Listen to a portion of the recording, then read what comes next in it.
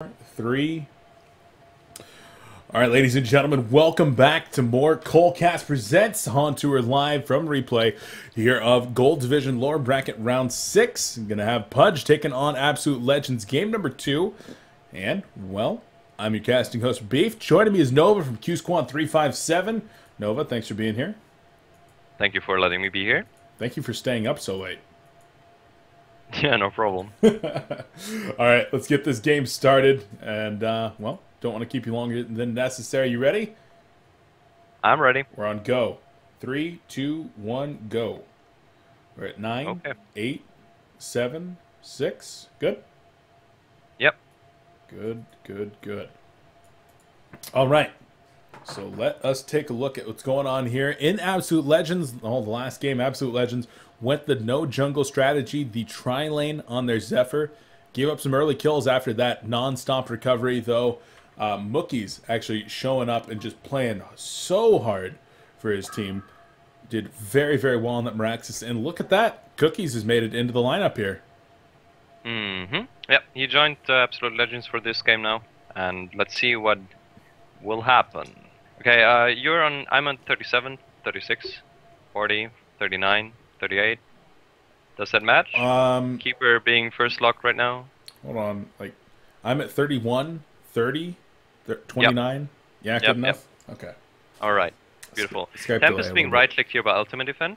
We're looking to lock that. First going over the blind bans, War Beast and Wild Soul being blind banned. Two very strong heroes for PUDG.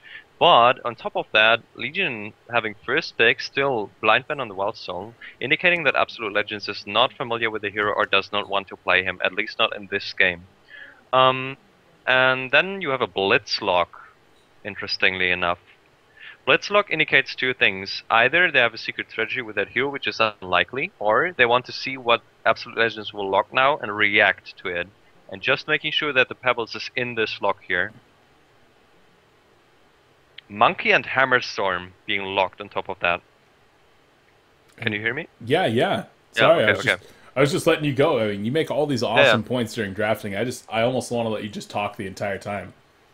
I don't want to babble all the time. But Hammerstorm, like, very interesting locks overall and very weird lock pool overall. Again, yes, you do have your Keeper of the Forest in Tempest and your Pebbles. And then you have Monkey King, okay. Cookie's made it into the lineup now, so indicates obviously he wants to play the hero. And Hammerstorm and Blitz. And Hammerstorm can be an aggressive hero. It's not just Complexity who runs him, but also other teams adapted and started to run him. Fate being instantly banned. With Pebbles in the pool and Fate being instantly banned by Ultimate Defend, it indicates that, okay, you want to first pick that Keeper, we can snatch the Pebbles from you. But he has to keep in mind that Monkey is just as good of a hero as Pebbles if you can play that hero real well. So you can put your Monkey dual lane against a Pebbles dual lane. You can even put him in the on the short lane, either solo or dual lane, have him as a farmed semi-carry / carry. And on top of that, Cookie is immediately banning out Draconis, Moon Queen, all those hard carries, indicating that he definitely wants to have this Monkey King in his lineup as a sort of semi-carry role, because I don't think that he's going to full out mid-game lineup here, from the experience I have from playing Absolute Legends in the past. But I don't think that we will first pick the Monkey King from the pool, because PUDG is not known for playing Monkey King whatsoever, and I don't think they have any player on that lineup that really likes him. Yeah, I mean, that's something that's really good to actually lock the Monkey King, because you can still get your first lock if you keep in the forest, and if the other team doesn't have a Monkey King player, which there are actually very few teams that do have a Monkey King player confident enough to play that in a tournament setting. The only other one that actually comes to mind for me is Pee-wee of FYKU, and he plays a very good Monkey King. I know that Zai actually plays one as well, and I've seen, I believe, B-Kid play it for Complexity once before in a scrim, but with relatively limited success. So that's a good strategic decision to get him in the lock pool right there. I'm going to be able to get their first pick and then go for the Monkey King with the second. He played Monkey King against us in a scrim. It went really bad, like just the Monkey King. I think they might have still won in the end. I'm not 100% sure, but Monkey King pick did not work out whatsoever. Style plays Monkey King very well as well. He loves the hero. Bubbles first pick, showing pretty much nothing. Just that you want this hero within his capability to go potentially against the Pebbles lane, or have him solo short, or just off laner. Bubbles doesn't really show anything other than that you want to have a teamfight hero that has the potential to go on all three lanes. Barely anyone plays bubbles in a middle 1v1 situation where you want to get the runes, want to take control of the game, but usually it's either the side, the solo short or the offlane. Okay, Glacier's being right-clicked by 2 players here, so that indicates that since they right-click the hero almost at the same second, it indicates that PUDG is talking about their draft. Ultimate Defender is not just doing the captaining stuff all by himself, he's also talking with his team, discussing, and they're giving their input on top of that. You see people just spamming right-clicks all over, and right-clicking whatever, and then they're just, I don't know, warming up their APM or something, but like, right-clicking a hero while you talk about it just sort of underlines what you're talking about. It's just an intuitive thing you're doing.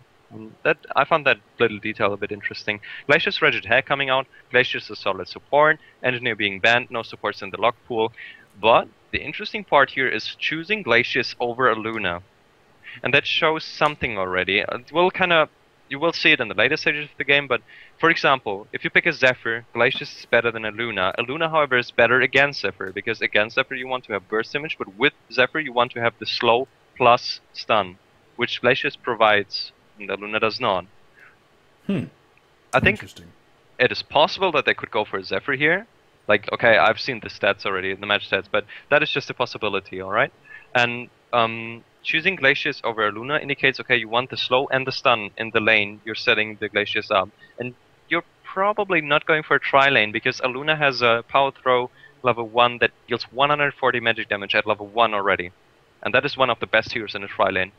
Always. If you hit power throw on 3 heroes, and then Sandwraith and the Luna coming out. How about that one? Now, Sandwraith actually did make an appearance in one of the games that I was casting yesterday. Actually, Heimer playing it for a mixed scrim team against Complexity. And then Sandwraith actually showed up in the series against Pikachu. And I'm pretty sure that AL actually ran it. I think King Plato did run it. I can't remember, though.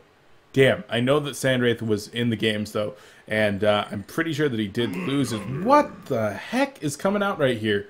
Sandwraith and then Bloodhunter. I mean, just 2 heroes you do not see very often. QSQ, yeah. Your team, one of the only teams I've ever seen run Bloodhunter competitively. Yeah, the interesting part here is you have an Aluna and a Sandwraith, which are both global, and you have a Bubbles and a Keeper who can set up stuff in front of towers. Both will have a portal key, both will have ultimates that set up stuff. For a Luna and Sandwraith having global presence. I wouldn't be surprised to see a Monkey here, because Hammerstorm does not make so much sense, since they have this Monkey King player and they almost have the same role, Monkey King and Hammer. And on the other side you have a Bloodhunter, who is extremely good at pursuing people and like making things happen all over the map. And then you have a Tempest, a Hag, okay, Hag makes sense, because she can like blink and make targets slow, so Bloodhunter can follow up. Pebbles will have a portal key, but he will look to one-shot people. Very weird lineup overall, because Hag adds something to the Tempest ulti, Bloodhunter does not. Bloodhunter doesn't add anything. Like, Bloodhunter ulti and then Tempest ultis? Yeah, okay. Well, that unless he gets a mock. Oh yeah, maybe, okay. If he gets a mock, that's 40 times 5, that's 200 damage per person. That's like a Glacius nuke. Cool. Oh man, but yeah, definitely an interesting lineup going on over there. So I don't know really what I think about this Bloodhunter. I don't know. Like, we have an idea. When we pick Bloodhunter, we definitely don't not pick Glacius, for instance, because that hero doesn't work with Bloodhunter. You have a support that, for example, Luna. A Luna not only has global presence, which is always amazing with a Bloodhunter, but it also has a nuke, and you want to nuke on top of a Bloodhunter spell, so you don't want to keep people in place with a Bloodhunter spell or like slow them or something. They are supposed to run away from you, right? Yeah. So super weird lineup. I'm really curious to see how they lane it and how they want to make it work. And I would like to ask what the idea for the Bloodhunter pick was, but I think we'll have to find out in the game how they make it work. Yeah, we'll have to see. I think they just copied you. I think that they saw just how effective Nox was with a Bloodhunter in the short lane, and they're like, we can do that. Land Sharks rule. And then they just. But Jura is not going to play it. Jura is going to play Pebbles. Like, if you draw the reference to Pontus, the Bloodhunter here is being played by Pallas, which is a side laner, an off laner player. So he, of course, he's picked here to dominate the bubbles. Makes sense, yeah. But he's probably not gonna go a hard carry route, more of a utility hero. He's not gonna go puzzle box, but I wouldn't even be surprised if he goes Codex or something instead of, I don't know, Frostburn or.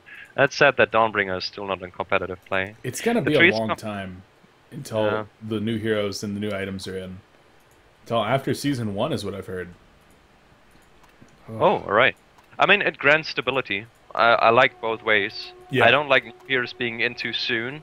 And just because I'm fond of Dawnbringer doesn't mean that they should add it sooner. So, given stability, it makes sense to have heroes only and new items being after the first season. That makes perfect sense. Alright. So, Temp is going to go into his own jungle. They're gonna have a offensive dual lane, obviously, against the Sandred. You never want to let the Sandred free farm unless you dominate the other 2 lanes and the jungle. So they're gonna go with the Pebbles and Glaciers against the Sandred Luna. And Sandred Luna is a pretty bad lane. I don't think they expected Sandred to be picked here, because then it would make sense to snatch the Glaciers. Yeah, because that's a very good lane between those two. But the Sandred Luna definitely a little bit odd here in the Mega bottom Beaver. He's getting his ward down. Oh, he's actually in a lot of trouble right here. Mega Beaver. Those ogres. Big. Oh! Kill on the health potion and. Total brain fart. Yeah, that was some pretty terrible positioning there by Mega Beaver. Gets completely caught up. Yeah, it looked like he was tapped out or something. Because he walked past the Luna just to get the ward down. He attracted the ogres even. They gave him extra damage, a lot of extra damage. I think all of them got Q hits on him. Damn. Sandred gets the first couple denies and most of the last hits. It looks so bad right now for this bottom lane. And then middle you have a Monkey King against the Hag. Monkey will probably not kill the Hag, but do very well against her, or should, as soon as he gets the first rune. And then on top you have a Bloodhunter against the Bubbles, and Bloodhunter will dominate the lane. And then you have a Jungler against a Jungler, obviously. Tempest against Keeper, they're doing both just fine compared to each other. A jungle against a jungle. Now, what is up with this Bloodhunter's build? It's level 3, only 1 stat point used? Or only 1 point? Is he leveling up stats? Apparently so, yeah. How do I check Unless that? he waits for his skill build. Yeah, I disagree with that, because I think that it's extremely important to get the silence up. Not only to have the mobility at level 7 and onwards to be able to gank, but also it's so good against Bubbles. You can just spam it on him, and he is forced to use his regen. Obviously, he's not going to harass down the Bloodhunter. Bloodhunter is going to regen up on all the creeps, but he's not going to do any damage to the Bubbles other than a couple auto attacks. Yeah, and he actually does get that blood silence now, the blood crazy. So, yeah, I don't know what he's done with his third point. I don't think it's in stats. I think maybe just not leveling it up yet. And actually going for the very early Iron Shield here on Bloodhunter, which is an item we don't get to see too often. But definitely on Bloodhunter against a ranged hero, that's one of the ones that I would say it's a very good item to pick up. Absolutely. Bottom lane, Sandred getting a little bit out of position, being tossed nice back here. Chuck. Wow. That was a really good chuck. Able to get the kill on Sandwraith. Glacius does go down though. Worth that trade, in my opinion.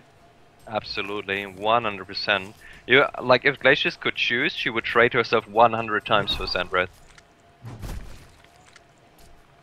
Yeah, getting the kill on that hard carry, setting his farm back, and Sandwraith is an extremely farm dependent hero, as if he does not get that early farm and start really going hard, he could definitely drop off. He needs to get that tanky presence. He needs to be able to get involved in some mid-game team fights with the ultimate ability.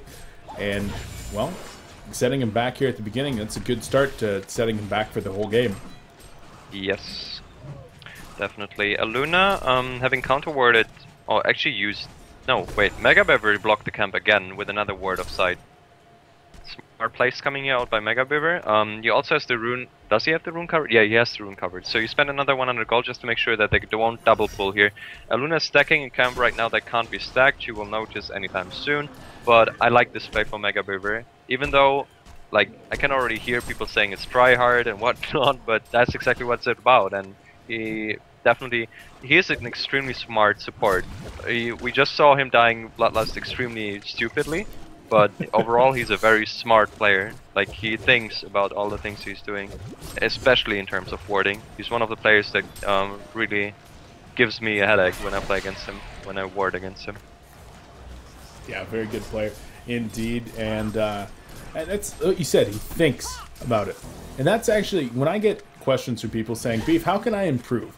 Like I'm a 1500 player. Just think about what you're doing.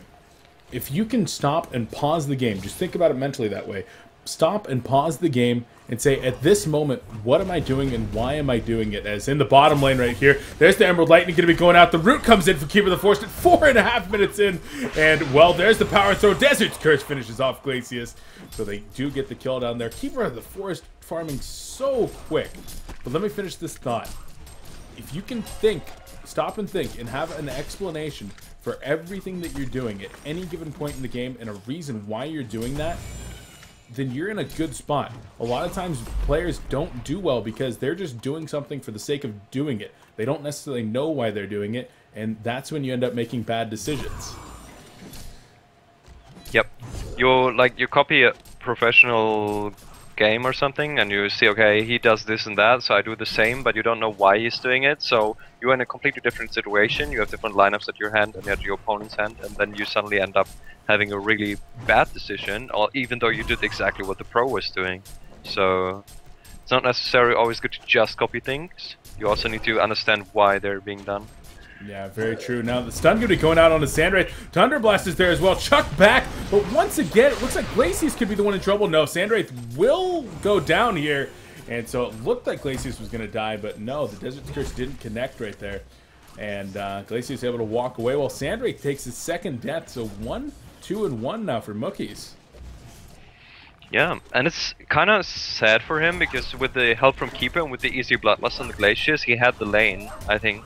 But he was out of position, he was too greedy in terms of getting creep kills twice now. Obviously, you are not going to win the lane just 2v2, but they're pushing the middle now, and that's going to help the Sandwraith a lot if they get the tower gold here. And Monkey King actually got a kill on the Red Hag while you were talking about the thinking aspect. Oh yeah, well, killing Wretched Hag certainly helps there in the middle lane. And tower being pushed down, so Meisty just adding insult to injury with that one. And top tower goes down in favor of the Hellborn team. Bloodhunter being played by Palace, able to bring that one home. And, well, Palace, let's take a look at his farm. 36 and 16 with that tower kill. 350 gold per minute. He's looking real good there. Yeah, the problem is that the Hag has 17 creep kills. Oh, Kelpgo's going to go down in the top lane onto Tempest. And there's the Elemental Void going to come out, trying to bring down Monkey King. And Monkey King in a lot of trouble, takes the hemorrhage right here, and he will go down. Tempest trying to escape, will not be able to get away, and he does take the fall to the auto attacks from Luna and Bubbles. And Luna needs to back up here because she's about to get manned up on. No, they're buying time for Keeper of the Forest, who's just meandering his way on up here, trying to get the root. Not going to happen in the bottom lane, though. Sandwraith losing his babysitter, goes down for the third time. Out of position again. I think he's overestimating his Desert's Curse against the nuke power of the Hellborn side, but they're trying to push the top tower now. They know that Bloodhunter ulti is in cooldown right now, and the Tempest ultimate is in cooldown, and they don't have a whole lot of deep push. In fact, they have only a Thundra Blast level 2 and the Wretched Hag spells. Okay. And she can't get too close, sorry. No, that's fine. Something just clicked on me here. King Plato, the carry player, is currently playing a Luna. Oh, he is the carry player for AL? Yeah, King Plato. I've never seen him play anything but carries. Silhouette and Draconis are like his mainstays. What is Mookie's doing usually? Mookie's is their 6th player. Last time we saw him playing the Meraxes, and this time playing the Sandwraith hard carry. So, I don't know, maybe the swaps got screwed up a little bit here from AL and weren't able to remake the game. Something along those lines, but I have never seen King Plato play support. As in the middle lane, Hemorrhage going to go on to Monkey King. There's the Bat Blast as well, and Monkey King will go down. So, Cookies takes his second death in the last couple minutes. I just got whispered that King Plato is support. What? Yeah, I don't know. I can't say if it's true or not. No, who said that? Because I don't believe them. Shadix said it. What? I don't know. Doesn't even matter. Like, even if he's the carry player for his team, It could just be that Sandred is a hero he just really despises, and Mokis loves Sandred, so it's perfectly fine to switch it up then. There are two roles you usually don't want to swap up, and that is actually hard carry and hard support. Okay, what is Keeper doing here? Just looking to go on someone. Not gonna find a kill though, I think. Usually it is hard carry and hard support, you should never swap up, but if it's a case of like Nox CD for example, and I really want to draft CD in a lineup, then okay, why not let Style play it for a game or something? Yeah, that's interesting. Well, Keeper of the Forest actually going to go, and there's the red power throw in the last auto attack there from the Sandwraith ult. Still going to be hanging out there in the bottom lane. Okay, so maybe I'm wrong. Like, Plato always supports... No! What? Oh, Monkey King actually going to go in right here. There's the Heavenly Vault. Nice one-Jin slam right there. And needs another Desert Curse. Not able to get in there, though. And Pebble's going to be coming back in. He wants the Chuck right here. And could be looking to Chuck Sandwraith back once more. Can actually find him. And there's the Chuck back onto the Glacius. Glacius going to live for now. Monkey King wants to come in. Huge bubble shell surf right there. But the Stalagmites actually get the kill on the Monkey King. And a Blood Hunter, sensing blood, wants to get to Glacius. Actually, going for some bad pathing right there. I don't even know what was going on with Palace. Very, very well played by Chora here. Like, sick fabulous plays, doing the stun exactly where it needed to be after he estimated where the monkey would jump. That was really good. Yeah, that was extremely good Stalagmites right there. And, like, it's, like, so good, it's, like, bordering on, I don't even know if that was intentional. But, well, maybe TJ's showing off right there. And so, Sandwraith, now 2-4-2. What do you have to do to buy some better farm for the Sandwraith? I mean, they've already got the lane ward down. Is he just pushing too far up and getting caught out of position? Yeah, I think that he's out of position. He doesn't necessarily even push too far. Yeah, oh, middle. Yeah, middle. The hemorrhage goes out right there on the Monkey King. The Bat Blast comes in. Oh! Bat Blast, Sodar Scream, and two players go down. Blood Hunter goes down as well with that Heavenly Vault, but that was a huge Bat Blast there from Petomb, and he's going to walk away feeling just a little bit richer. 287 gold per minute now on Wretched Hag. This is extremely action-packed, and at this stage of the game, if you're in either team in a HoN Tour match, you need to realize that every player needs to participate now. If one player decides, okay, it's my time to farm now, I'm not going to participate in teamfights anymore, then your team will constantly fight 4v5 and get further and further behind. Like, with so much action going on, unless both teams decide at the same time that it's time to farm now and turn this into a passive game, you need to participate. Now, the beauty of Sandwraith is, who actually finished her Vanguard and is looking to finish Steam Boots now, is that she can be all over the map with just her ultimate. Whenever the ultimate is up, she can until then she can continue farming. The same goes sort of for Luna whenever she has the red stick on. That is why they picked those 2 heroes together, I suppose, after they couldn't get the Glacius. And the same goes for the other heroes, though. Like, they need to be ready whenever. Everyone needs to be able to join a fight. And with all of the mid tower down for Hellborn and the top tower, for instance, they can't TP to those towers. And you see them sticking around those two lanes. Like, they're not focusing all out with 5 heroes on the bottom lane, but instead they're sticking around the top and the mid lane.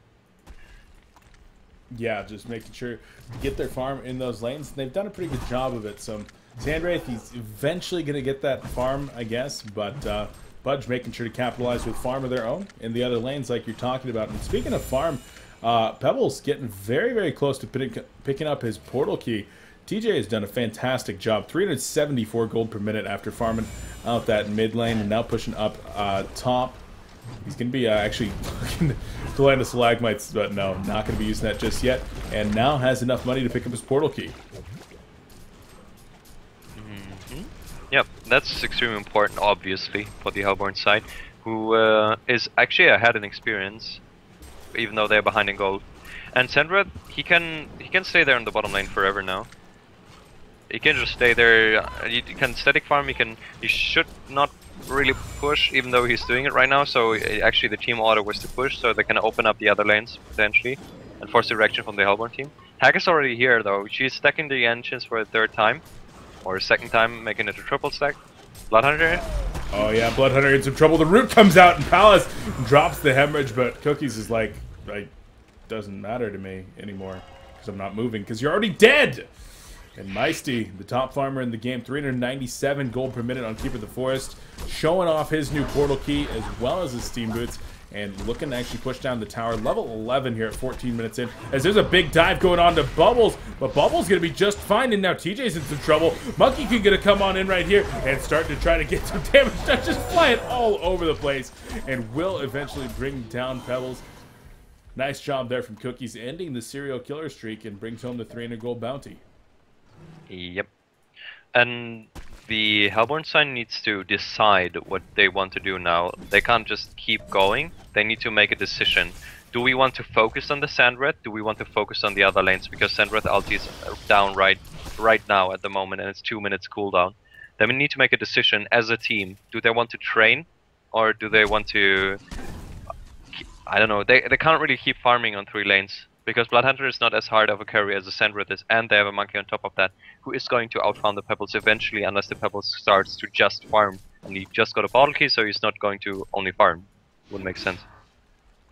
Wouldn't really make sense.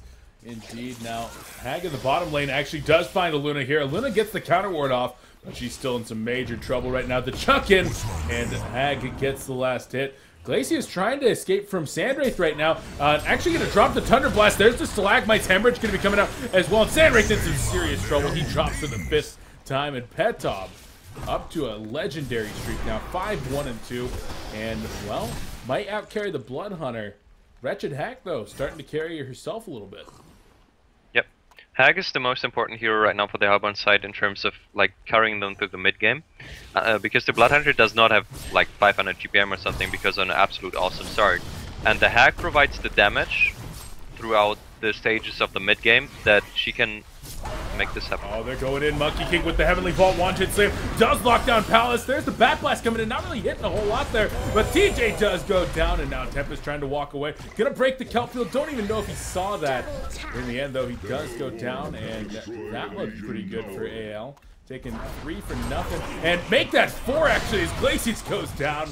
The green stick bringing home that kill, and now going to look to push down this bottom lane, extending their lead actually a pretty damn high amount.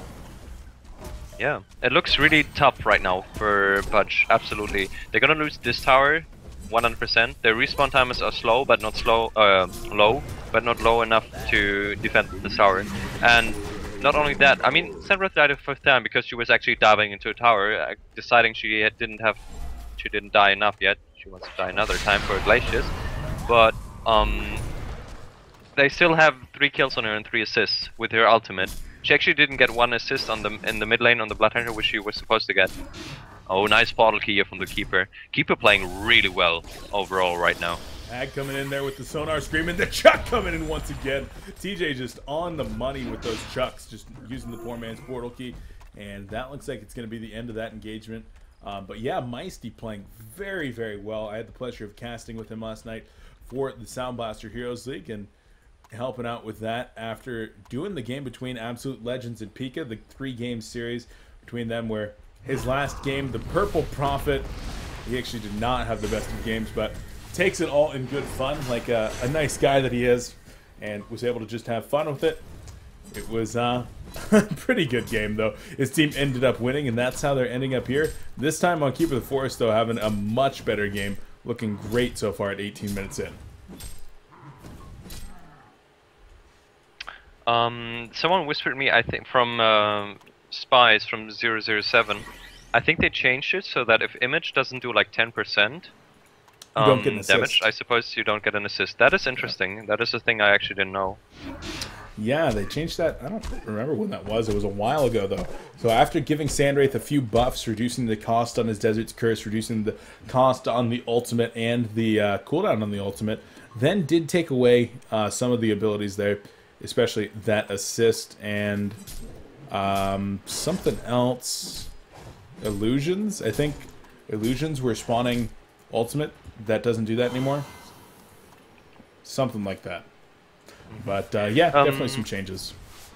One interesting thing to note is that Monkey actually has a pretty horrible time overall. Monkey is a hero that needs a good early and early mid game in order to steamroll his opponents. If he gets that, he rolls over them. He's really strong, but he is sitting at 4 death. And yes, he has 3 kills and 6 assists, but he is only closing in on 17 CKs, 20 minutes into the game. Top lane, Desert's Curse going off. Shell Surf is going to be there, but Wretched Hag has another blink up in 3 seconds, and the Song of the Sea was already used, and she just blinks right away. Oh, there's the ultimate, though, from Bookies on Sandwraith, and saying, no, not getting away this time. And make sure to put the stop to the legendary streak there. 400 gold bounty being picked up by the Sandwraith. Yep, by the Sandwraith, which is obviously terrible, but still, Keeper of the Forest is the top farmer for his team, and not only for his team, he's overall in the game. He's sitting at 430 GPM overall. Pebbles is just running around right now. He's trying to find an opening, but for instance, he can't go for the Monkey King here. Monkey King has Mystic Vestments is going for Mighty Blade first. He's sort of forced to go weird item build, but still, like, Pebbles is not going to kill him. Pebbles is not going to kill the Sandwraith. He's not going to kill the Keeper. The only heroes he can kill, and not even necessarily the Bubbles. So, okay, the only hero you can kill is Deluna, who will give him a bounty of a Bound Eye, though. Bound Eye bounty, I mean, that's better than a lot of things, honestly. Especially if you're a support. You're like, free Bound Eye? Yeah. Oh, it must be my birthday. Go around and counter ward some stuff. Absolutely. Keeper has a bulwark on top of his PK, and I think Pebble should just continue farming right now. Maybe he finds an opening on the Keeper right now. He might actually, and yeah, gonna try to get the Keeper kill right here. Hag gonna actually get rooted, and as a result, not gonna be able to close the distance and use the Bat Blast. Sonar Scream not actually connecting either. As in the bottom lane, looks like the hemorrhage has gone off on Luna right here. She's losing some life to the Blood Craze, and the last hit right there does grab the Bound Eye, and now Bloodhunter gonna try to get on out of there. So let's take a look. It looked like Cookies was able to get the kill on the Glacius, but sacrificing his good buddy Aluna and the Bound Eye to make that one happen, not the best of trades. No, it's so horrible for support. You just bought a Bound Eye, and Bound Eye is 700 gold. That's so much, and then you lose it like almost immediately after. That is one of those I want to rage quit moments. You don't have much gold anyways, and then you lose a Bound Eye on top of that. That is just really horrible for him. But Meisty almost did his first severe mistake of the game there up in the top lane. He used his Invis just out of tree range, because they had no detection. Like, Hag had no detection, Pebbles had no detection. They wouldn't have killed him if he just moved one step towards the forest, but so he was forced to use his ulti. It's a low cooldown, it's no problem, but it worked out in the end. It did. Now, he is saving up 2,400 gold now on top of the Souls Bulwark, the Steam Boots, and the Portal Key. Does he finish up that Demonic Breastplate, or is there something else he should be looking for before that? Monkey is almost all entirely physically dependent, and Sandwraith is not going for a mock, so... Bad times. Trying to get the counter ward, fails to get the counter ward, and gives up a kill, and then a regen rune spawns on her corpse. That is the worst of days. Yeah, I don't know what he was doing there, though. I don't know. Trying to counter ward. Just... Yeah, he was playing very well in the early game during the laning phase. He got a counter kill on the Glaciers, he got Bloodlust on the Glaciers, he was doing very well there. Now he's kind of losing it at the moment. But back to an earlier point, Demonic is the best item to go for right now. Monkey King is almost entirely physically dependent, and Sandwraith is going for a physical damage route as well. So you don't have much magic damage in that team, but physical damage will be enhanced by the Demonic, obviously, and it helps you pushing on top of that. So yeah, Demonic. And he's going for it. He has 3k. 3k indeed. Now about 600 gold off. And speaking of lots of magic damage, though, Bloodhunter picks up his Mock of Brilliance. So going that route that often characterized as pubby, but, you know, sometimes it's just the best route here for this hero. It's a difficult item choice right now, because he can't solo push the side lane right now. Not against the Bubbles, not against the Keeper with the Portal Key, not even against the Monkey King, who has finished himself as Shrunken right now. So it does not really enhance his farm. And in terms of team fight, if you think he picks up the mock for team fighting, he's sitting at 1300 HP and 9 armor.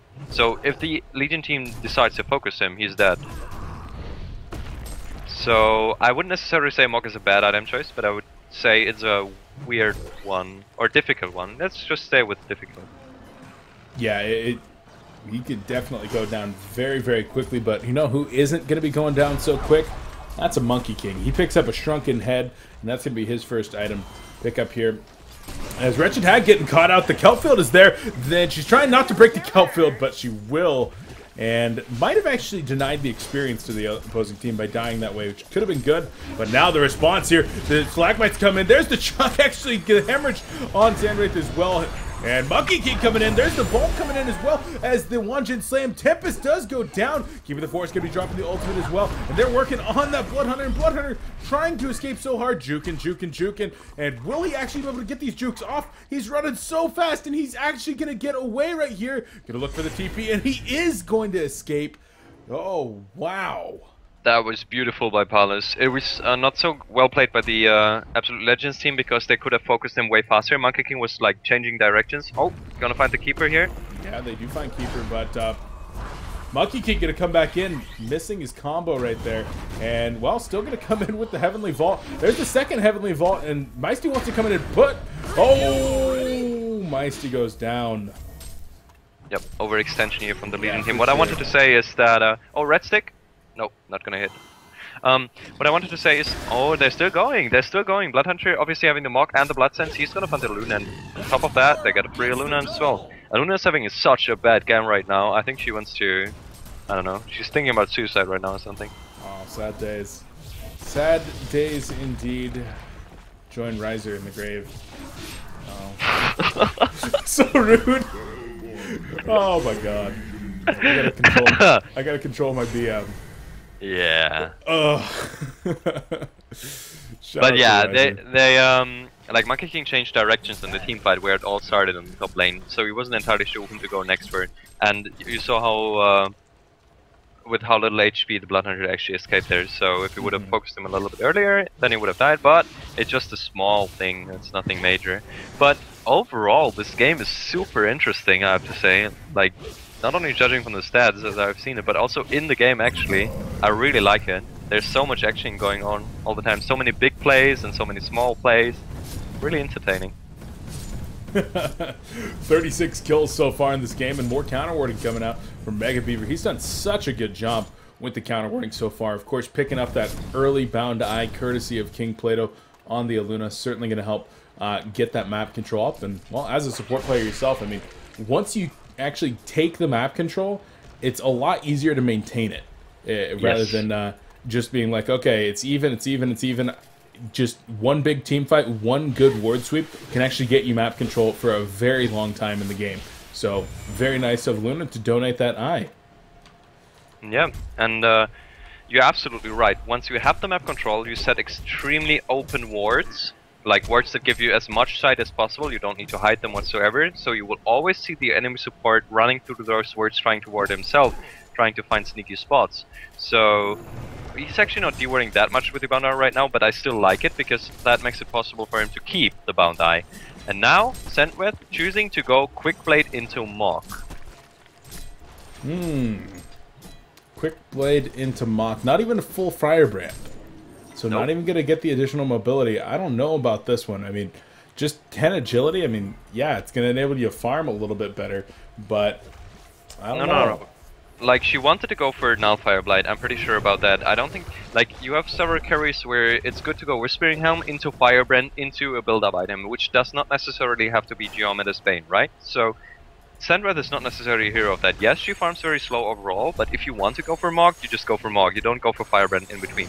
So I believe that she doesn't want to go for Geomeda's Bane. Maybe against the Bloodhunter, but I don't think so. Or the Bed Blast or something like that, but I don't think so. I think that she wanted to go for the Null Fireblade and instead was convinced by her team or decided herself that it's good to go for Mog. Goodbye, Hag. See ya, Hag. And, well, people were taking damage all around the map right there. But yeah, did you happen to catch the initial engagement right there? It was just Portal Key on Bubbles with the Song of the Sea and the Sandwraith ult. Yeah, it's just the same over and over. It's the third time Hag dies this way. Bubbles and Sandwraith doing a very good job at syncing up together. Using the Sandwraith ultimate on top of the Bubbles spells is enough to break the Hag, who went for a Health Flyer. The only survivability she has is she has 1200 HP and a Grave Locket and a Mystic Vestment. She's not going like BKB first, like the Monkey for instance went for it. And with that, like she's not doing the same with the Bloodhunter, the Sandwraith is doing it with Bubbles. That makes it possible for the Blood Hunter to farm, so he almost has a shrunken head. But at the same time, it makes it possible for the Sandwraith to get a couple pickoffs on the red tag together with the bubbles. So both ways are possible, but then the hack needs to play more defensively. Yeah, if she can actually buy time for the Blood Hunter without dying, well, that would be best case scenario. But of course, it's a give and take there. Now, speaking of taking things, Keeper of the Forest just picked up a barrier idol a couple minutes ago. Oh, actually, getting jumped on right here. The combo coming back in, and the chuck back into his team. Keeper of the Forest trying to get the ult off. Not going to be able to. The Bat Blast going to be coming in, only hitting 2 players right there. And Glacius is going to go down. Monkey King with the shrunken head, still trying to get a big, actually, Elemental Void going to be coming in. Chucking in another one right there. 3 players are going to be going down, and Bubbles hits the kelp field, but not able to finish it off. Bubbles goes down, and Sandwraith, the only member of the Legion team to actually survive. Wow, that was beautifully played by Kjore and Ultima Defend, both of them. Amazing. You know what? Usually you have this Pebbles chasing a level 7 Glacius all over the map, right? And just trying to get the last hit on her, and that is so stupid, and your team flames you for an eternity afterwards. But in this case, it was really, really good that he chased that Keeper of the Forest. They applied double Hellflower on him, I think, or like he was silenced forever, I don't know. Okay, it was only 1 Hellflower. Oh yeah, the Blood Hunter spell, of course. So he was silenced forever, but the silence would have worn off. So he would have jumped back into the fight with his ultimate, which he didn't got off in the first place. But by Pebbles pursuing him, he made sure that he won't be able to do that. And instead he chucks him into the Tempest ulti, gets a last hit on him, and the Tempest gets a full free ultimate, which was in a very neat location on top of that. So that was beautiful, beautiful play by PUDG here. Yeah, it certainly worked out for him and helped to bring this game back into their favor. Now up 1,500 experience. Still down a little bit of gold, but, I mean, just very, very minimal. In fact, not even going to mention it. Past here, Shrunken Head picked up on Blood Hunter, and he's starting to look like a much more formidable carry. Shrunken Head also finished up now on Pebbles, as well as the Soul's Bulwark that he's just grabbed. And Shrunken Head starting on Wretched Hag. Once they get all those items, the Sandwraith with really just the mock into the Nullfire blade, not going to be nearly as fearsome, and they might be able to take this game into the late game after all. Both teams can take it into the late game very easily. Monkey King is definitely going for a late game oriented item build right now because he already purchased the Iceman. I don't even think he's going Frostburn. He could even go something like Frostwolf Skull. It's not necessarily the best item choice, but it gives him survivability, and he can like pursue enemies such as Pebbles or something who have Shrunken Headed activated, but Frostwolf still goes through it. We'll see though, if he just goes for Frostburn, then it would be a little bit more mid-game orientated. But, as you said, we have already 2 Shrunkens on the Hellborn team, a third one is going to be bought, and Tempest is going for 1 as well himself now, and he's going to have it anytime soon. Glacius is not going to get a Shrunken, but that will make 4 Shrunken heads on the Hellborn side. Bubbles will probably go for something like a Hellflower next, so he won't have 1 Sandwraith. Almost never goes for a Shrunken. Keeper won't buy one, Aluna won't buy one, so only Monkey has a Shrunken head against the pretty magic heavy team from the Hellborn side. So that will make for a very interesting late game, because usually late game is 3 Shrunken heads against 3 Shrunken heads with Hellflowers and Hexes and shit, and then DPS on top of that. But this time it's a bit different. Bit different indeed. Now, right now, we're looking at the Legion team. They're just trying to farm out, actually taking the enemy team's Ancients a little bit there.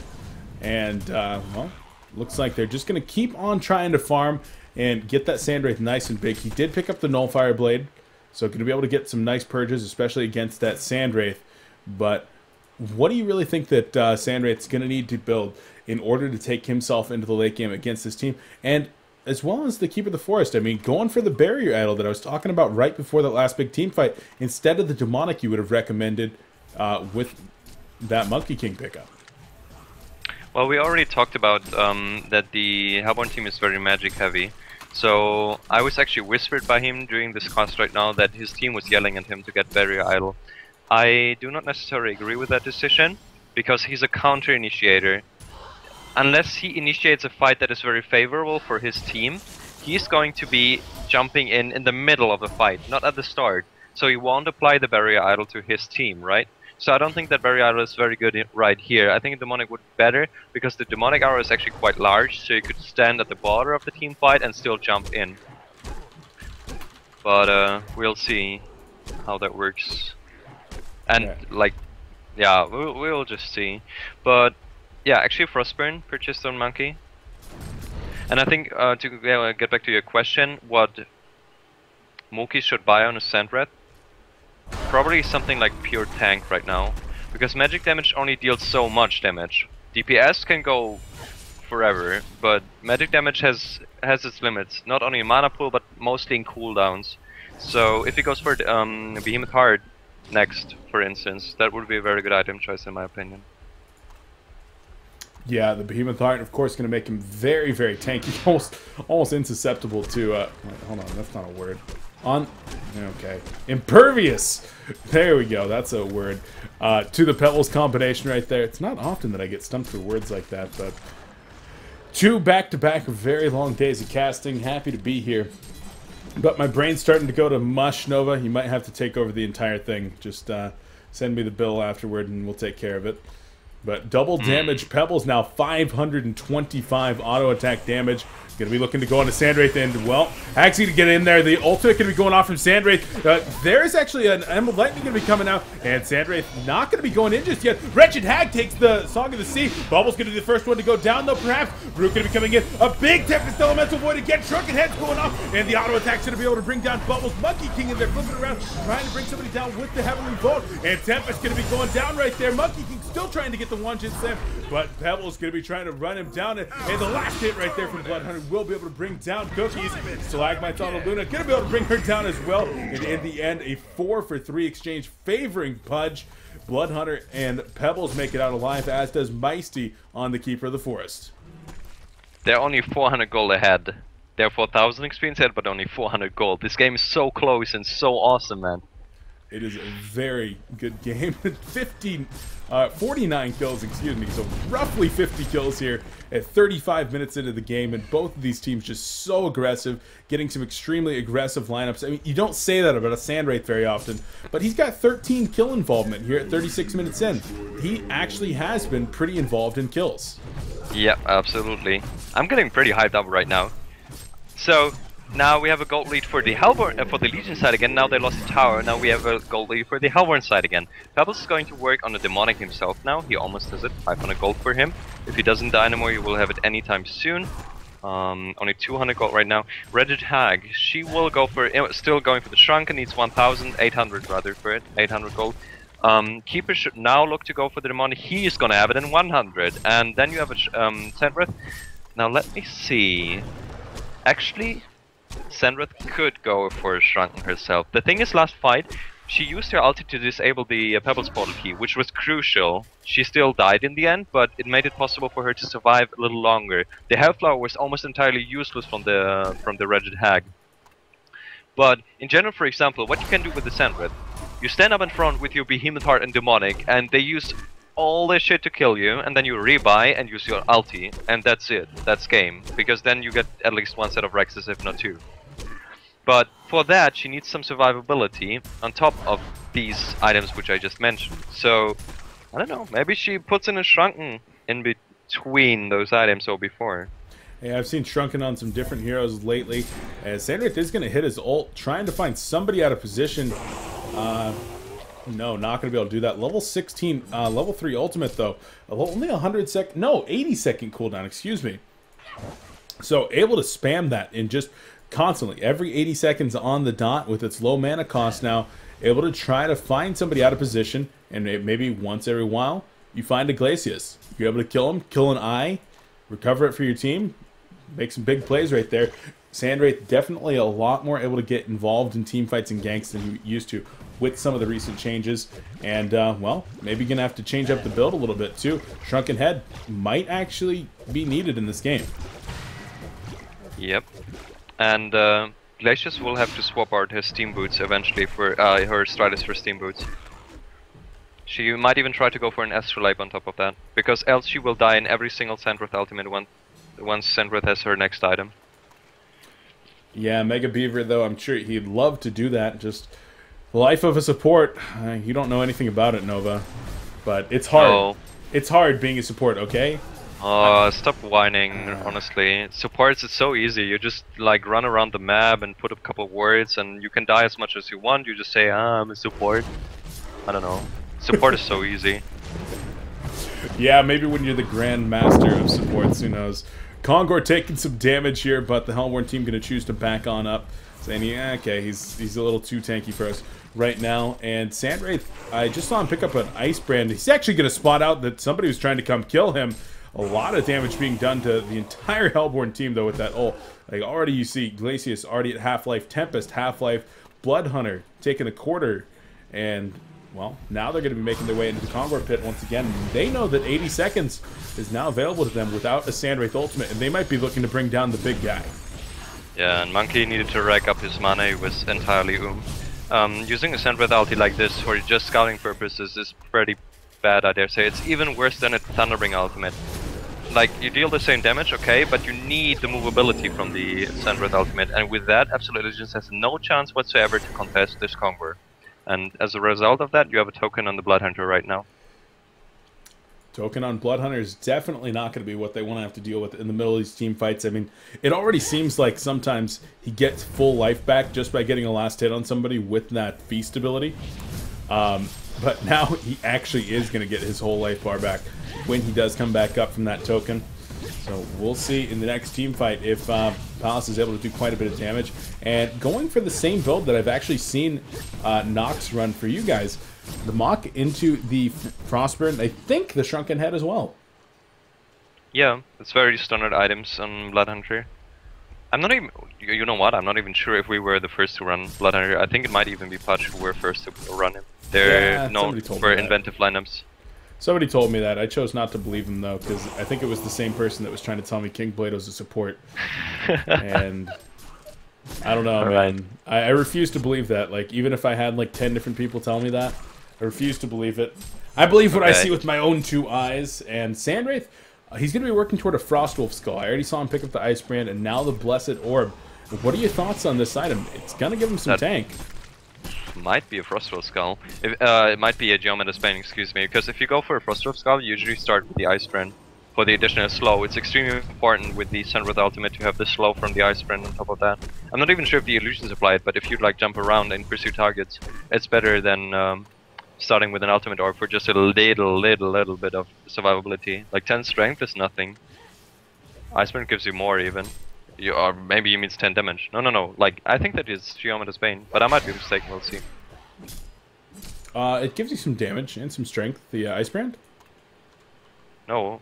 What? Like, it gives you only survivability and even more than an ultimate orb. So if you go for Frostwolf Skull, you'd rather go for the Ice Brand first instead of the ultimate orb. Wow, this is still so close. 200 gold lead for the Hellborn side only. Yeah, it is still very, very close in this game. I mean, they're just keeping it neck and neck, but Sandwraith continuing to get bigger and bigger. He needs to be careful farming pretty far up this bottom lane. Doesn't have a whole lot of vision on this side of the map. In fact, no vision on this side of the map. The only ward up for the Legion team is one that is spotting out the top rune, which is a haste. Now we are at the stage of a game where runes become more and more important again. When you find that double damage for a Bloodhunter who has the token, it's so huge, because he can just rumble in and force the opponents to use everything on him. And he doesn't even need to use Shrunken. They use everything on him, and then he comes back. He doesn't have the DD anymore, okay, but he still has his Shrunken full life. So DD, for instance, is super good. A haste for the Hag is extremely good for movability if she can keep out herself of the Keeper ulti, because, for instance, against the Monkey, it's so huge, Monkey can't go for her, even with the Hellflower, which he just purchased.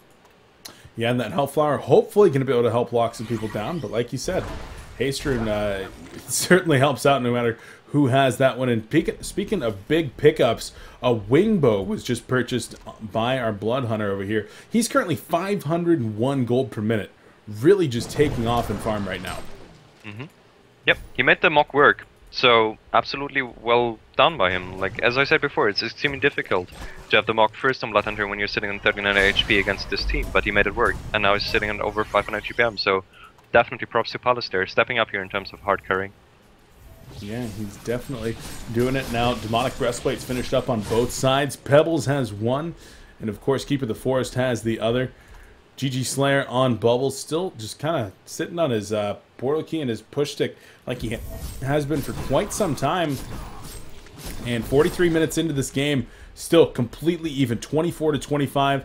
But this might actually give one side an advantage as the Hellborn team, token on Bloodhunter, starting to work on this tower and looking for a push. Oh, Legion is not ready. They lost the tower already. They're gonna lose the Rex. They might, but there's the Shrunken Head initiation coming in right here. And Bubbles trying to get the Song of the Sea off. The ultimate going to be coming in from Sandra. And trying to get to the Tempest in the background. Does just demolish the Tempest. Bubbles going to be going down as well. Richard Hag trying to get out of the root coming in right now. Bloodhunter taking a lot of damage. Hits the Shrunken Head. And he's going to be able to get out of there. Chuck can actually throw Monkey King back. Monkey King going to try to finish off Bloodhunter. But BH is so fast. There's the vault. And Bloodhunter will go down right here. Token Life going to bring him back up. And will he be able to get out of this one? There's the Emerald Red Lightning. Where is Monkey King going? Trying to run after Wretched Hag, but not going to be able to find her just yet. Monkey King actually not going to be in there for the fight. And, well, Bloodhunter just turning around, manning up, already taking down Sandwraith and trying to finish off Keeper of the Forest. And Cookies, where were you? Your team needed you. One-shot slam as well as the Illusory Strike going to be going in right here. But Tijore actually drops a huge chunk, and Bloodhunter looking to finish them all off right here. Gets the double tap, and will he be going for the hat trick right now? Of course he will be. Will he get it? And Micey still trying to make a run for the border. Sandwraith buys back and will be able to save Micey. And now they're going to try to turn it around. Bloodhunter just swimming away through the air, and he should be just fine. Micey coming back up. Root down for 40 seconds, though. Are they even going to have a chance to try to run down this Bloodhunter? I don't know. Bloodhunter should have hit the Keeper a couple times, but no, they still have another Nullfire Blade in 2 seconds, and now he's going to turn, but it's too late. He's not going to achieve anything anymore. They should have hit the Keeper of the Forest like 3 times or something, because then he would have had his Blood Sense. And then he would have been able to speed away, yeah. Yeah, Bloodbath Strike here, 725 gold going for going the way of Sandred, and that makes the buyback worth it 100%. Not only saving our teammate, but also getting all this gold and being able to farm right now. So they were super late on this defense down there, but they did 2 things extremely well. First of all, they made it work in the end, which I just talked about, and they killed the Tempest without using the root. Just the monkey alone killed the Tempest, pretty much. Then he totally brain farted by running after the hack for the riding team fight, but still in the end, like, Absolute Legends did it really well overall, and Tempest was not prepared for that. Oh, Stalagmite's missing on what would have almost assuredly been a kill on Sandwraith in the bottom lane. Oh, unfortunate for him, and yeah, so he does pick up the Ice Brand. I guess he picked one up earlier and sold it, getting the Blessed Orb instead, but definitely working toward that Frostwolf Skull. And, well, Cookies was able to get the kill on a Wretched Hag in that last team fight when he was off chasing her around. Was eventually able to find that, so that's one nice thing for him, but in the end, that team fight really didn't even things up. I mean, didn't really send things in one team's favor at all, as it's still very even. The Rax Liv is in the top lane. Petop gets caught out. Did you catch that one, Nova? Yeah, he just got initiated on and melted in no time. There was nothing he could do. He didn't expect the Legion team to be in position there. They didn't have a ward up there, and I don't know, will they push now? No, they're actually looking to do something. They got a push right now. Monkey is ganking here on the Vulture Lord. No, he's not. He's instead looking at bottom. Oh, Sandwraith just gets demolished right there. And what the heck was Mookie's doing in that position? He was thinking, okay, what the hack can do, I can do better. No. Yes. That's not true, though. Mookie's, you're crazy. No, he died faster than the hack. He achieved his thing. Oh, okay, well, alright, Nova. You win this round. Triple stack Ancient's gonna be going down right here, but with Sandwraith down for 60 seconds, the Hellborn team gonna have free reign. They're gonna be able to take some more map control and maybe go for another ward sweep here momentarily and try to get set up for Conquer, which should be coming up again within the next few minutes. That's actually a really big pickoff on Mookie's. It stopped the push that would have otherwise have been coming out here in the top lane. Yep, absolutely. Like, the hack could have bought back. Something else going into the late game you need to keep in mind is like how many buybacks are left, and the only one who has bought back so far is the Sandwraith ones. So that could be playing a huge role in 15 minutes when the second buyback is being used and it comes to a huge fight and Sandwraith doesn't have one. We talked about this before. Like I said, you buy back with Sandwraith and you still have your ultimate, so you jump right back into the fight, even if it's in the enemy base. With that ultimate, you don't even need to buy like, something like post haste. So that is pretty huge. But we'll see how it evolves. I really would like to see Mega Bever purchasing some survivability now. That is super important as to support. Not a second eye, please. No, he is sitting on 1200 gold. He's thinking about buying something. He even went back to base, but now he goes back to top lane. Yeah, you were talking about changing out the Striders for Steam Boots or possibly getting an Astrolabe. Which one of those would make a better impact here for Mega Beaver? Well, Steam Boots is the first step, definitely. He's going back to base again, buying one ward, going back to a lane. Well, we'll see what he does later on if he keeps that gold. Aluna, in the meanwhile, both supports are kind of lost right now.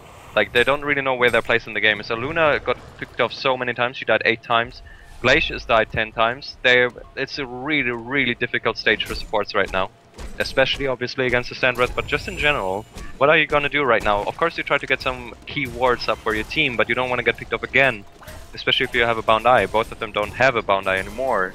So, yeah, it's overall very complicated for support in this stage of a game. Yeah, it certainly is. And like you said, just trying to find your place. That can be kind of the hardest thing, because sometimes you're just wandering around saying, what can I do right now? Everywhere I go, I'm either going to be stealing experience from people that need it more than me, or I'm going to be putting myself in a position where I might get killed. Like, I want to go drop wards, but everybody else is doing their own thing, not able to assist me. In this case, able to get some stacks going, and as a Frostwolf Skull is finished on Sandwraith, Kongor respawns, and we're going to be looking at a fight perhaps. Sandwraith ultimate going to go off right here, but just going to be used for scouting information. Getting Glacius was so low on life right there. Gonna actually have to spend a couple hundred gold to get some potions and get back up. But once again, this is gonna give a free Kongor kill away. Yeah, that was really bad. You have an Aluna with 2 red sticks. You can scout Kongor like so many times if you want to and set up everything. But using Sandwrath ultimate says basically, okay, we know you're doing Kongor, but have fun. Have fun indeed, and yeah, you pointed out in the last one, and this one it was very, very clearly apparent. Like 4 seconds later, Kongor was going on as soon as that Sandwraith ult was over, and yeah, I don't know, kind of strange there. But in the end, another token going to be going on to Bloodhunter, and no bananas. That was only the 2nd kill, right? Yeah, that's what it looks like. Yep. Frostwolf Skull was finished there on Sandwraith. I think I just saw a refresher on Tree. Yep, refresher on Tree and post haste on Bloodhunter. People are getting real big in this game. Yeah, really big. This is going to be so awesome, and still we have only a 700 gold lead for the Hellborn side, and this time a 5,000 experience lead for the Legion side. So they're really, really going at it. And we have Tempest who's working on his own refresher. So I'm so pumped for the next huge team fight. But both teams will be very much just looking for pickoffs right now. It's Tempest versus Keeper Wars, man. I love those team fights. There's like this entire side battle going on where they're just trying to get their ultimates off. Like, everybody else is just trying to kill each other, and Tempest just wants to get his ult off, and Keeper just wants to stop Tempest ults. And when you throw in refreshers to the mix, it gets very, very mind-gamey. It's pretty awesome to watch, and excited to be going into the later stages of this game. Hellborn team moving up the bottom lane, though, looking to push once again. Yeah, Sandwrath was close to losing the game for her team right now, because she was totally out of position and she just barely got away. The Hellborn team barely didn't scout her, and she didn't have a buyback. But look at the goal from the Hellborn team, 4,000 on Hack, 4,000 on Bloodhunter, and even the Tempest has, what does he have? 2,900. Yeah, it could be actually pretty close to finishing up that refresher if you were to buy out on that relatively soon. And Pebbles looked like he wanted to go in there using the portal key, but no, Emerald Lightning going to come in, and there's the Sandwraith ult going to go off in the background. Going to start working on Glacius. Drunken Head going off from Pebbles right there. There's the Kelpfield. Root number 1 going to be coming in right here, doing a lot of damage. Already going to be able to take out Glacius, Tempest, and Hag going to be going down. This is looking really good for the Legion team, and down goes Pebbles as well. It is just Bloodhunter 5-on-1 right now, and Bloodhunter trying to finish off Bubbles, but no, not going to be able to get him off. And Port going to be coming in for Bloodhunter. Interrupted though from the Mountain Birth. Wanjin Slam coming back up, and will they be able to lock him down? Yes, the Purge coming out from Nullfire Blade, and a 5-0 team fight in advantage of the Legion team, and that's what I'm talking about, giving a team an advantage. Yeah. Really well played. Especially, I really love the Luna player here. She didn't give an unnecessary kill here to the Bloodhunter. Sitting at 30 HP, Bloodhunter wanted to kill both Luna and Bubbles, but Bubbles did a very good job at staying alive, and Luna just ran the other way, basically telling him, okay, you have to decide between one of us two, and didn't try to go back to the base herself, and now they're looking to push mid lane. Monkey King in that last fight did so much damage. Just as soon as the Sandwraith ult went in, Monkey King went in, and, well, Glacier is going to respawn. Buyback on Bloodhunter. They do have Hag buyback available. Not going to look to use it. In fact, sacrificing the first set of racks right here. Going to wait and try to defend the second set if the push comes in. But the Legion team making the conservative choice. They're going to go ahead and just back on up, saying, hey, we took that fight. We're now way ahead. Can capitalize with a set of racks. We do not want to throw this away and lose one of our own. Especially since Tempest has still one ulti, and the Keeper doesn't have any. He used Refresher and his normal ultimate, so they're waiting for the cooldown to be back up.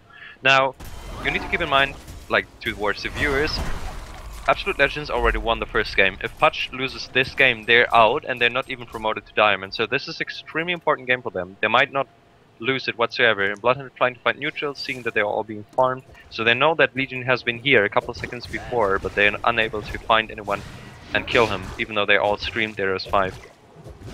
Yeah, and I'm actually being pointed out right now that Cookies did buy back in that team fight. Oh yeah, of course. Yeah, I didn't actually notice that at the beginning, but comes back and definitely cleaned up on the rest of that team. I mean, I saw him go in there at the beginning and then just everybody die, and I'm like, I don't know what's going on here. But oh, Sandwraith ultimate gonna be going off, almost killing Glacius, just like 100-0, almost killed Glacius right there, and gets away eventually. So right now, what does PUDG need to do? They went into that fight with the token. How did they get back into this one? Bloodhunter purchased the posters. That indicates that they want to keep pushing side lanes and then have Bloodhunter suddenly joining what becomes a team fight, which is starting with a pickoff. So they absolutely are looking for pickoffs, 100%. Bloodhunter still has 3,000 and X still has 4,000, so they're extremely cautious. Whereas the Legion time is extremely liberate. For example, Sandwraith using her ultimate like all the time, just to scout or maybe get a Glacius or something. Not even really committing, just, oh yeah, I have my cooldown back on again, so I'm just gonna use it. And I feel that they are super focused on this game still, and that they're really trying to push out the mid lane and then look for pickoffs on the side lanes. Whereas the Legion team will probably just go and group up anytime soon again and try to push another side, being comfortable right now. Sandwraith has an Invis Slayer. And a Slayer. And a Slayer, so gonna be going for that Savage Mace, unless he goes for a Doombringer. Oh god, he's not gonna go for a Doombringer, is he? I don't think so. Really there's a Wingbow on the Bloodhunter, so I think that she goes for Savage Mace to break through it. Yeah, a Wingbow he's had for a while, so that makes a lot of sense. You are completely correct, and speaking of things that use a Dancing Blade, going to be able to finish up again Juro with Dancing Blade now. Does have enough money here on Monkey King. Storm Spirit being picked up on GG Slayer, while a Blessed Orb coming out from Tempest. So what? Hold on a second. Blessed Orb plus Life Tube.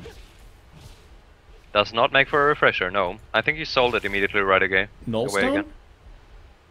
He might go for Nullstone against the Hellflower. I don't know. Did he really buy it? I think he sold it again, I think he sold it again. Yeah. Yeah, he definitely bought it. That would be kind of interesting. But Tempest, he is just a few hundred gold away now from actually... No, he bought it again and then sold it again. Damn He's super unsure. He's really unsure if he wants to go Linken's or refreshing. He's probably discussing with his team right now. He is discussing it with his team as Hag buys out on a Nullstone here. So maybe going to be going for that ultimate composition of Nullstones and Shrunken Heads. That can be so annoying to deal with. If 3 of your players have Nullstone and Shrunken Head, there it is. Buys out. That's 2 players with it. We'll see if anybody else goes for one. But Nullstone, Shrunken Head combination, so annoying to deal with as... all of these heroes, really. I mean, especially the Sandwraith, not going to be able to ult to these people. The Monkey King, not going to be able to target them with the Heavenly Vaults, and it can be very annoying. And with the Hellflowers, of course, as well. Yeah, and it's super good against Sandwraith ulti unless they change it, because it doesn't proc an illusion on you. Very true. And so Sandwraith, he's going to keep on trying to farm 442 gold per minute. He's about 50 gold per minute behind Bloodhunter, but BH is the only player on his team that's really farming exceptionally well, whereas on the other team, Meisty and Cookie still holding their own. Meisty going to be able to finish up that Genjuro really whenever he wants, but just holding it for now, wants to be able to buy back if necessary. And Meisty, he's sitting on 2,700 gold. What do you want to see from the Keeper of the Forest after a Refresher, Demonic Barrier, Portal Key? You can go DPS route now. He has 2600 HP, and with his keeper armor, he has almost 40 armor, so he's extremely tanky. And he has a Varial on top of that, so he doesn't die to nukes that easily. So he can easily go for a DPS route himself. He could go for a Savage Mace. He instead chooses to go for Abyssal Scout, which is perfectly fine with 2 other melees in his team. Oh, he picked up an Abyssal Skull and still has 2700. Yep, and now he can go Savage Mace if he wants to. But he doesn't have really slots, so he needs to go post haste because he doesn't have a TP, and he needs to save for a buyback, and he keeps farming. He keeps farming indeed. Savage Mace just picked up right there on Bloodhunter, and I think that Sandwraith just finished his as well. Check the bird, and yep, Savage Mace is coming out from both of the carry players right now, and this is looking to be an epic showdown here as we're getting into the hour mark in game number 2 of this HoN Tour series. Yeah, absolutely. And the really, really dangerous part about a Keeper of the Forest having a post haste when you have pushed one lane already is that if you win a team fight or barely win a team fight, he can use buyback and post haste on the pushed mid lane and go for throne. Simply go for the shrine himself. Because he has a demonic, he hits really hard, he has minions that support him. So you know the pushing power of Keeper, and in the very late game a post haste makes him so much more dangerous. He can even solo push the side lane with a post haste, just giving up his own set of Rex, because he hits down a set of Rexes himself very quickly. Big push coming in here in the top lane, and the Hellborn team going to have to retreat and deal with this, because otherwise they're going to take a lot of damage on the defensive tower, even if the Legion team don't fully commit to this. Instead, just a couple Ballista shots going to be coming in before Pebbles shows up to save the day. He needs to be careful that he doesn't get initiated on, though. But Monkey King no longer in the area. He's going to be making his way back down bottom, where he will find a regen rune. Not the DD that he was looking for. The Hellborn wards are extremely centered around Conger and mid-bottom lane. Like, they're absolutely focused on the Conger here, and they're going to spot the Legion team potentially setting up a Conger, or a Legion team just wants to... Well, they got the first ward. I'm not 100% sure what they're doing. Luna is... What? She was looking with a bound eye for a ward, okay. Yeah, now she's... Oh, there's the deja vu. Okay. Yeah. How long can you do that for? 5 seconds? Well, with level 4 deja vu, it's very long. It's 4 point... Yeah, exactly.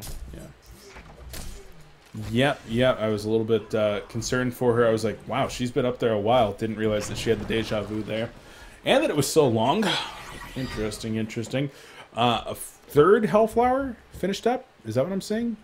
No, that's only a second. I thought it was a third Hellflower. Monkey King, what is he doing in there? Shrunken Head, gonna be able to bring down Glaciers immediately using the Heavenly Vault right there as the Kelfield gonna be coming out as well. But now Monkey King trying to retreat. He's actually gonna go down to the hands of the Blood Hunter, who is gonna drop the Blood Crazy. In comes the first Keeper ultimate, and he does refresh it immediately. Sandwraith trying to chase down the Tempest, but Tempest is able to get away for right now. And Sandwraith taking a lot of damage. Stalagmites getting pushed out of the Stalagmites right there. In the back, though, Blood Hunter was actually able to get the kill and will be able to finish off Sandwraith right here. Wretched Hag gonna be going down to a buyback on Monkey King, but Blood Hunter is just running people down, able to get the kill onto a Lunar. Bound Eye drops onto the ground, and that's a quad kill coming out right now. Gonna drop the Blood Crazy onto Monkey King right here, and well, actually Blood Hunter using it on himself, wants to get his damage up, and Monkey King trying to run down Pebbles. Will he be able to come in here? There's the Hellflower, a great toss, the portal key on the way, huge plays there from TJ, and there's the Annihilation coming out from Blood Hunter. The Pouncer doesn't give it to him, but I will, and that was a big team fight for the Hellborn team. Wow, there were so many beauty plays in there. Holy hell. First off, like, Monkey did a really ballsy initiation, but it worked out at first. Getting one player immediately, even though it was the Glacius. It's immediate 4v5. Then Sandwraith jumping in behind. Monkey dies, immediately buys back, buys post haste, jumps into the fight again, has no buybacks anymore. Sandwraith still has one buyback, doesn't have the gold for it though. And now the Blood Hunter still has one buyback, and he has the gold for it. And he has a Savage Mace and a post haste himself, but he chooses not to push against the solo keeper. Is kind of afraid of buybacks, but there is no one on the Legion team who could potentially buyback. Instead, they retreat to Congo, which is a decent choice as well. Yep, Congo now going to be going down, and I don't know, like that Monkey King initiation. I don't know how I felt about that. You said you liked that he was able to pick off the Glacius because it makes it a 4v5. No, it took him. it took him like 15 seconds until he died, and he dealt a lot of damage in between. So it was definitely a fine initiation overall. It's not like Monkey needs to stay back and wait for an opportunity to jump in. He just jumps at opponents. Now, the problem obviously is that he has no buybacks anymore, but it was also a little bit of failed coordination from his team. Like, Sandwich was running around a bit, doing nothing, and Keeper using one route entirely just for the Pebbles, and Pebbles doing this absolutely beautiful play, doing again a stun on the position where the Monkey would jump, then tossing him back, then portal keying away. That was so beautiful. Oh my god, it was gorgeous. TJ has been doing so many big plays in this game, so shout out to him. And, well, right now, AL still in the lead here, golden experience-wise, but that last team fight very much so going in favor of the Hellborn team. And like you said, getting into the ultra-late stages of the game, which we are in right now, it becomes a lot about buybacks. And 3 already expended on the Legion team, whereas the Hellborn still has all but 1 there on their Blood Hunter. Yep. And, like, Monkey King died 10 times now, and if he dies once more, very early in the fight, now I agree with you. If he initiates now and just kills the Glacius and dies afterwards, it's bad. Like, even if it takes the Hellborn team 15 seconds to kill him, unless anyone else dies on the Hellborn team, it is not worth it to initiate at this stage now, because he doesn't have buybacks anymore. I like that he bought back, I like that he bought post haste, but he now needs to get 6 slotted. He still has to upgrade his Assassin Shroud into Genjuro, and then he has to sell his Mystic Vestments for another item, and then he could even potentially change the Frostburn for another item. So for him now, he needs to farm, and not ever get out of position. Yeah, he certainly does. You were saying change the Frostburn, and I was like, change it to a Dawnbringer! But no, that item is not out yet. That item is so good, by the way. Like, when it finally does make it into live tournament version, like, they've got to nerf it. Like, it is so good right now in its current state. It's so expensive, but just an incredible item on so many different heroes. I like it quite a bit. And Keeper of the Forest actually gets rid of... What did he get rid of? His barrier idol? Yeah, vendered his barrier idol and picks up a sheep stick. He had 8k gold and he instantly bought a Sheepstick. Sheepstick is a very good item right now because the Shrunken Head from the Blood Hunter should only be 5 seconds. Let me check on that. I can't see it, but it should only be 5 seconds, so Sheepstick will make it extremely important. 10, he rebought it. Oh, he rebought it? Well then, that's unlucky for the Keeper. But it's still good overall to have a Sheepstick. And Barrier doesn't do that much anymore, but he's able to get bursted down now from the Reddit Hag ulti. Where's Bananas, by the way? By the way, Blood Hunter does hit for close to 600 damage with his Blood Crazy on him. Yep. I would hate to see a double damage. The rune right now is regen bottom. I would laugh. It would be like a Hammer Storm, except even crazier. Because it's always... I don't know. Absolutely insane damage coming out. This is one of the more buff Blood Hunters I've seen in a very long time. And now the slow push going to be coming out here in the middle lane as Hellborn team trying to really bring themselves back in. I mean, the golden experience says they're down. I feel like they're not down. I feel like this is still completely even. Right now it is. Absolutely. Like, who is the token? I haven't even seen. Yeah, Tempest. That is a very smart choice. 100%. He still has Spiders sitting at 1800 HP, but the Blood Hunter is sitting at only 2300 HP, and that is actually not that much. Like, without the token, they are able to kill him relatively quickly, especially with the Monkey King who purchased the Slayer, since he can go all out right now. So he's not going for Genjuro, which I would have loved to see here. I think Genjuro would have been extremely good because he needs the mobility, he needs to go after heroes like Tempest and whatnot. We saw him chasing the Hag forever in one team fight earlier in the game, which seems like so long ago, but... This has been a long game. Yeah. Genjuro is extremely important here, I think. And again, Send Without being used. And initiating, actually. He kills the Glacius, though, and actually going to get on the Hag as well. The Kelp Field going to be coming out broken immediately. But in comes the Song of the Sea. The Hellflower being applied as well. And Hag could die right here without being able to use the bananas. There's the Storm Spirit in. Oh, there's a big Elemental Void catching 2 players. Bat Blast going to be starting to go on Bubbles as well. Stalagmite's going to be coming out. And Bubbles will go down. Sandray taking a lot of damage, trying to turn it around onto Pebbles. Pebbles is actually going to go down, but so will Sandray. Monkey King going to be trying to bring down Wretched Hex. Did use The Banana's already token life, gonna bring Tempest back up. And where is Bloodhunter? He's trying to get in here. He's trying to actually find the opposing team. He's taking a lot of damage though. And Wretched Hag with the Shrunken Head blinking on out of there. Bloodhunter gets in. There's ult number 1 from keeping the force. And Bloodhunter actually gets the kill right there. That is so big, gets the kill. And they're gonna turn this around right here. Might be the last one alive, and he goes down. That was a 100 HP Bloodhunter getting a kill on the Monkey King and being full HP after Luna. Now this game just exploded my mind, Nova. Wow, that was so sick. Oh my god, that team fight was... I said the Bloodhunter was dead, but he was not dead, and then he was alive again, and then he killed them, and then killed everyone. And now they're pushing Rax. 69 minutes into this game, PUDG is looking to push Rax. They want to take this to a game 3, but everybody's coming back up here relatively soon. Still 25 seconds out of Luna, 30 seconds on Monkey King, but Bloodhunter should have enough time right here to actually get the kill on this tower.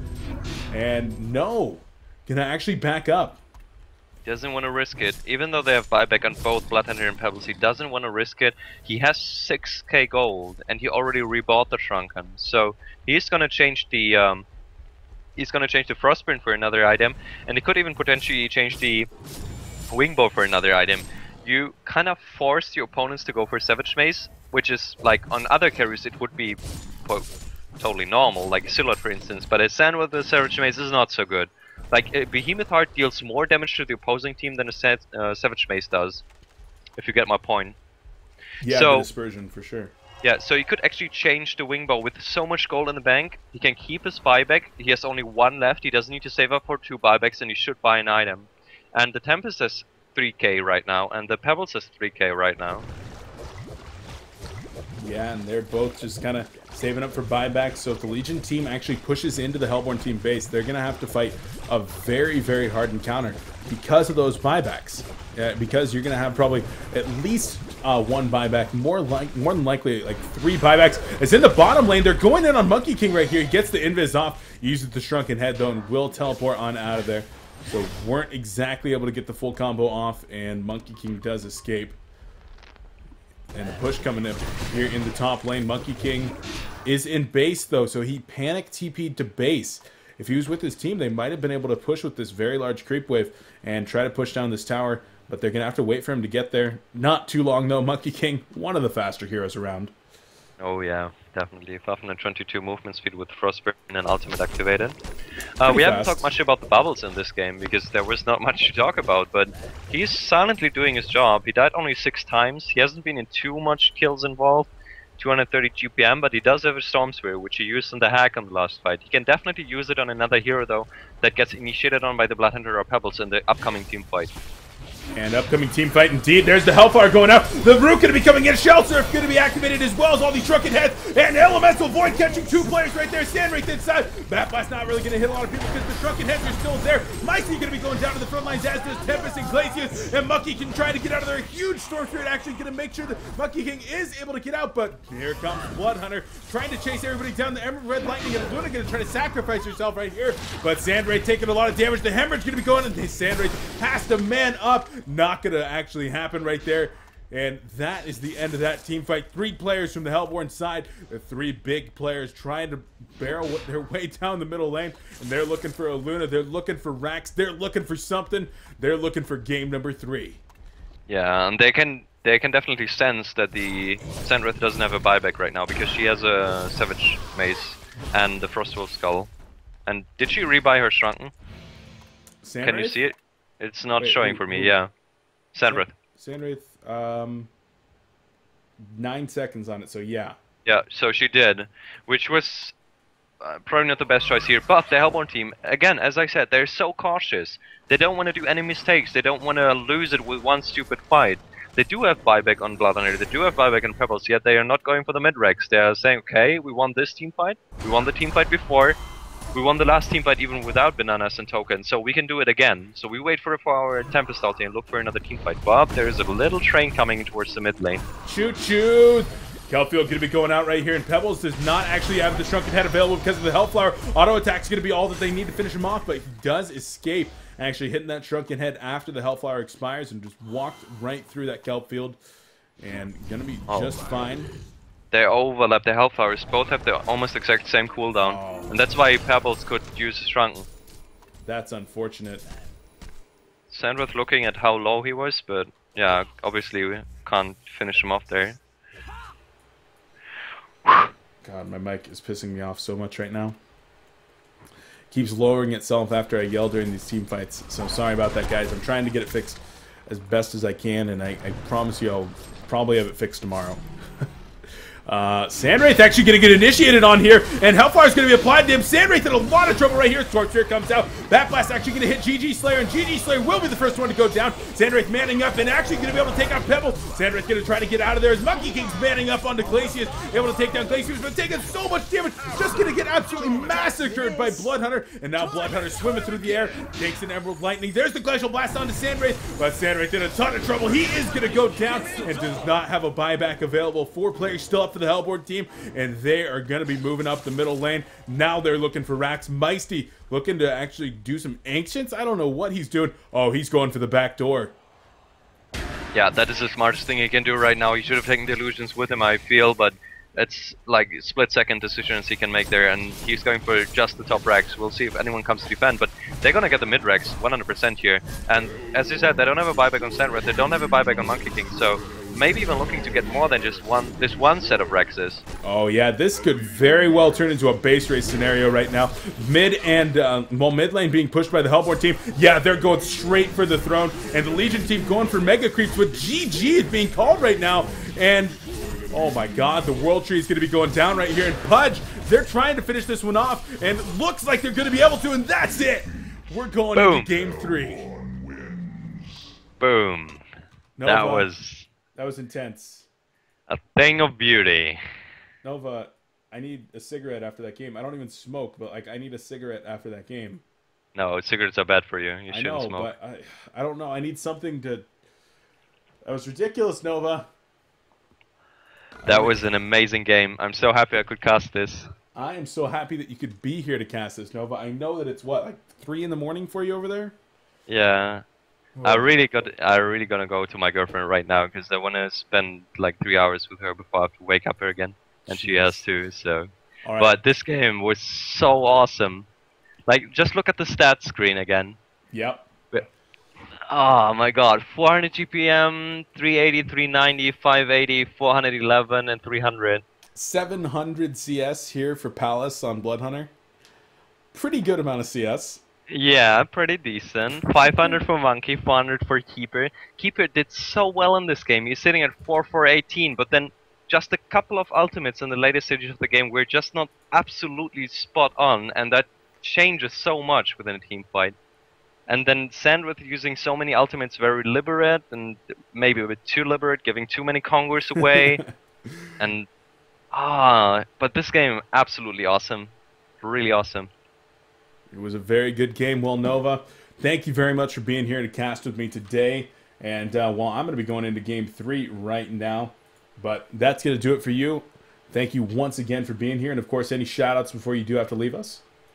Yeah, I'm gonna do a little bit of advertising. I would like you guys to follow us on Facebook and Twitter and Twitch if that's possible on Papa Malle, Nox Frost with 2T at the end, Noviello Style, Jonas Some Fun, and Support Nova. Support Nova at Twitter with 2Ts because I couldn't get the other account. So, yeah, I would like to thank you for watching. Still sitting at 1,200 viewers right now. And there's a 3rd game coming up, so don't go anywhere, even if it's without me, doesn't matter. I'm sure you're going to find another cool coLcaster, and you're doing an awesome job yourself. So shout out to my team, and shout out to you, the viewers. Thank you. That's it for me. All right, Nova. Well, you have a good night, and we'll catch you next time. Adios. Adios. All right, guys, that has been Complexity. Well, hold on a second. That's not Complexity Scrims. We did like 7 games of Cole Scrims today, but that is indeed HoN Tour Live, brought to you by coLcast with me, Beef, and Nova. We're going to be going into game number 3 right here in just a second. I'm going to go ahead and get the game set up and bring you that one. Round out that series. Of course, before we do, though, a huge shout out to Complexity Gaming for all their support here on coLcast and making it possible for us to bring you all this awesome Heroes of New Earth action on a daily basis. Check them out over at complexitygaming.com, where we got our brand new website, and on the front page right now, the 4th invite to the Sound Blaster Heroes League, which we will be rounding out the night with a little bit later. Just going to be finishing up this series, then one best of one for the Sound Blaster Heroes League, then a giveaway to finish out the night, a Rage Wireless headset. So that is all coming up right here. Twitch.tv/ComplexityHoN. Guys, don't go anywhere. Game 3 coming up right now.